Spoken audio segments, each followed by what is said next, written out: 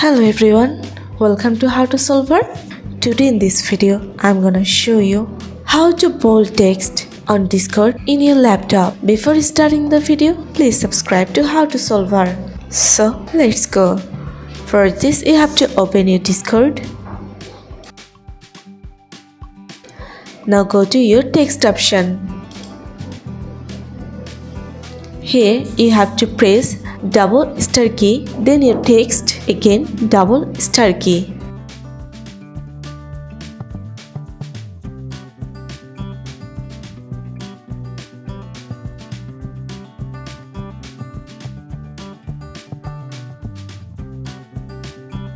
Then press on enter.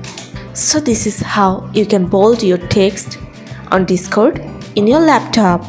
So guys, that's it. You can do this.